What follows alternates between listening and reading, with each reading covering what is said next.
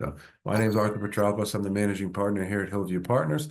We're a middle market, lower middle market investment banking firm. We help companies sell themselves. We help companies find capital. Typically, we're working with companies generating $1 to $10 million in pre-tax earnings or EBITDA in achieving any of these objectives. We really work across industries, across the United States, as well as to somewhat of a less degree internationally, with a lot of different interesting companies doing interesting things, trying to get to the next level of whether it's business or life, in accomplishing these goals. Why historically have we used cold outreach? It's just we find it to be a pivotal piece of marketing a business. And we always say marketing is effective. It's just a matter of how effective. So if you stood on the roof of your house and said, I sell this service or product, like someone would hear you. It might take 10 years, but if you can get the message directly to the addressable audience for what it is that you provide or service you undertake, then it's going to have a much better iteration rate and pull-through rate. And so we say there's several ways to market. And in our world, it's word of mouth and goodwill. It's content in putting out videos and content for the interweb to consume. It's warm outreach in terms of people we've already chatted with, and it's cold outreach. And candidly, when you think of the numbers of all of these different categories, there's a lot more people that don't know about you than do. And so in order to get your business known, you have to reach out to people that do not otherwise know you, and you want to be diplomatic, polite, approachable, but effective at doing that. And so cold outreach has always been a part of our business, particularly that we operate fairly nationally and internationally, and you're not going to just be kind of traveling the world, knocking on doors. How do you reach out to people in many ways, a cyber sense, if you will, while still creating that level of rapport, warmth, and connection, and it takes some nuance and touch to do it. It was always a component of our business, but it was always a bit of a battle in terms of how to best effectuate our undertaking, right? And so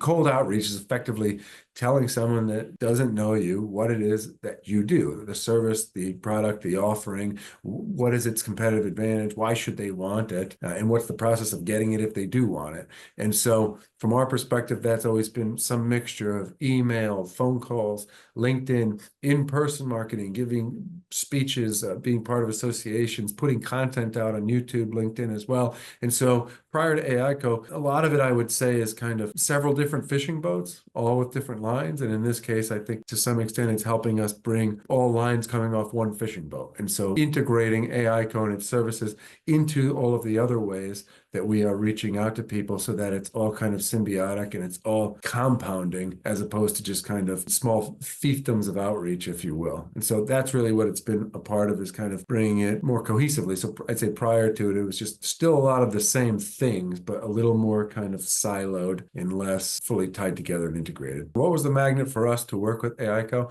Look, I knew personally Tom prior to our working together, and met Garrick, and two guys in an organization that had new ideas and new ways of cracking the peanut, if you will, and some neat ideas of how to make it more customized, how to make it more targeted, yet at the same time to make it scalable. And so anytime we're talking about marketing, when we can combine size and volume and iterations with the ability to craft, to target, and to be personable and to be intelligent with the outreach, that's fascinating to us, and that's what we want to learn about. And so it was always historically a bit of a trade-off of, do you want targeted, do you want personalized, and do you want to have more of a nuanced conversation, or do you want to do lots of it? And I think instead of saying I'd really like the really nice steak dinner or the all you can eat buffet, what if you could do both? And I think that's what was compelling to us and why we wanted to start the dialogue and why we continue to do more and more work together. What was unexpected in our work with AICO? Really, it was the generation of ideas. When you think of kind of the different layers of working with people, you're going to have some people you work with that don't come up with ideas and can't execute your ideas. And that's not necessarily good. And then you say those that are very good can execute your ideas extremely well, where you say, okay, I have an idea, let's do A, B, and C, and they can go out there and do that. But the real rare commodity is in business, and that's what we like to be to our clients as well, is not just someone who says, okay, you would like to go from A to B, let's get you from A to B, but says, maybe there's a better way to get from A to B. Maybe you don't even really want to get to B and you want to get to C. Like, how do you paint the universe of prospective outcomes for a situation? How do you helping us determine which one of those is best, and then kind of backing into the path to do that? And it's precisely the same way that we like to work with our clients and trying to help them paint what is the objective and then painting the path to that objective. That was a surprising and a pleasant surprise in working with AICO, is that they've helped us think of, stress test the objectives and stress test the means of accomplishing those objectives and the paths to them. And what I love in business, and when you know you're working with someone, whether it's an employee of ours or a company, a partner that we work with, is when someone calls you up and says, "Hey, I've got an idea," and it's a good one, and it's like, wow, I didn't have to think of every single thing myself, or the executive team here to have to come up with every good idea ourselves. When you can have other people that are really your advocates, kind of helping you not just shovel dirt, but point and say, "Hey, I think there's gold here or there," that's valuable. And that was a really nice surprise. What has it been like working with AICO?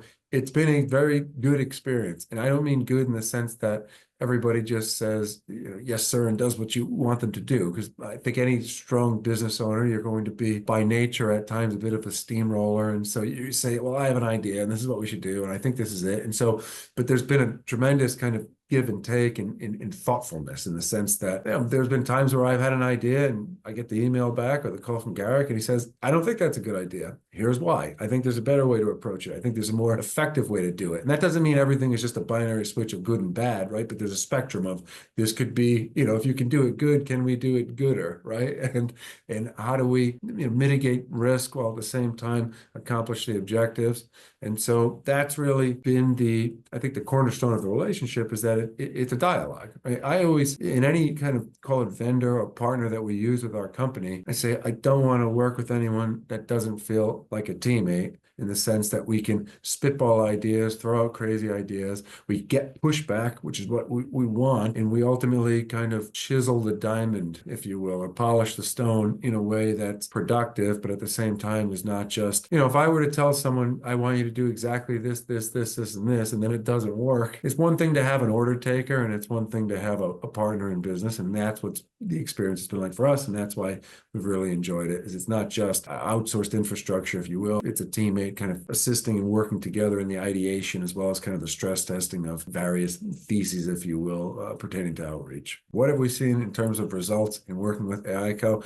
Has, I think, from a very quantitative, kind of most tangible standpoint, just in terms of booked calls on a comparable duration of time, have effectively doubled from other means of which we've used for direct email outreach in particular. That's one element of it. And then it also, when you kind of pull through that a little bit, there's a qualitative considerations, because if you think of our business and selling businesses or finding businesses capital, it's a longer sales cycle. I mean, you have to build a rapport, you have to build trust, and obviously there's some testament to how wonderful we are at what we do. But at the same time, finding the right types of people that align well is not an easy task, and takes a touch. And so while we can say, yes, definitively, booked calls have doubled in the similar timeframes of which we're measuring, at the same time also we look at kind of our tiered funnel, if you will, from taking prospective people that are interested in selling the company to those that trust in us to sell their business. That has meaningfully piled up, which again I think is a testament to both tactical approach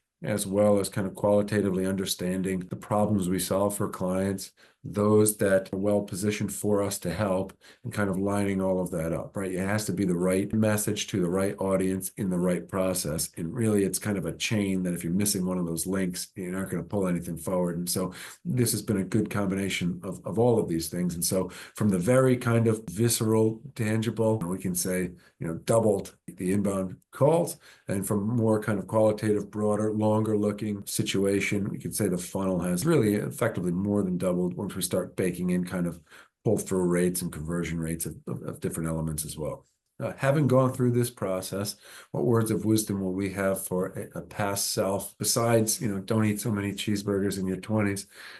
I would say business and marketing is an ever-living thing. If something works, it will not work forever and must continue to evolve. We used to say about businesses, it's like cheese or it's like wine. If it's moving in the right direction, it gets better over time. If it's moving in the bad direction, it gets moldy and is lousy. And it's the same thing with kind of all of the components of the business naturally, right? Something on its surface that looks like it's growing or shrinking is really just kind of reflective of the aggregation of its component parts. And so if you think of any business, and we kind of break it down into sales, execution and operations, and largely this kind of is a major tenet of the sales component of it, then how good or bad or evolving or decaying the sales function is within a business is going to have a strong implication for the broader business. And so what I would say from an advice perspective, and now that we fully embrace it, is you have to continue pushing, you have to continue evolving, and you have to have partners that want to do that as well, right? If someone says like, hey, Arthur, this was working last year, let's just keep pounding this thing. It's like you're going to throw the net in the water, and every time you pull it out, there's going to be just a little bit less fish and just a little bit less fish. And then you ultimately start saying the barometer of what is deemed acceptable to you is going to wane and to a degree, at which case, effectively, if the cost stays constant, but the results deteriorate, then your customer acquisition cost, if you will, or client acquisition cost is going to go through the roof. And you really want to continue to focus on the metrics of what is that acquisition cost and what is the momentum, right? Everything in business is this. You're either building this momentum forward or there's this entropy into chaos and kind of randomness. And so the advice we would have for ourselves is don't be afraid to keep pushing forward, even if there's elements of it that seem somewhat foreign. So, right, we utilize AI in almost every component of our business, from research to certain writing to certain visuals and all sorts of elements of it. But for some reason, any kind of research integrated into communication seemed a bit foreign, if you will, when we started. But as we got accustomed to it and we're able to utilize it to really just expedite and accelerate what we would be doing kind of manually, fully manually, and have it more as kind of a supplement or complement to what we're doing, that's been a phenomenal step forward. And so from our perspective, the only advice that we would have is that you need to be constantly moving forward, and you need to surround yourself with partners in every element of business that are pushing forward at just the same pace, right? And that doesn't mean everything, we say evolution, not revolution. And so taking elements of the past that have worked, but evolving them to get better results in the future. But it's a never-ending process. And if you're not thinking about how you get better, then you are, by definition, getting worse. And so that's the advice we would have, is that you need to constantly be looking for this. And to the extent you're blessed to find partners and people to work with, like we would with AICO, that will do that thinking alongside you and add to that momentum, that's a real good thing to have. And you have to constantly be looking for it to find it. And if you don't have it, you got to keep looking.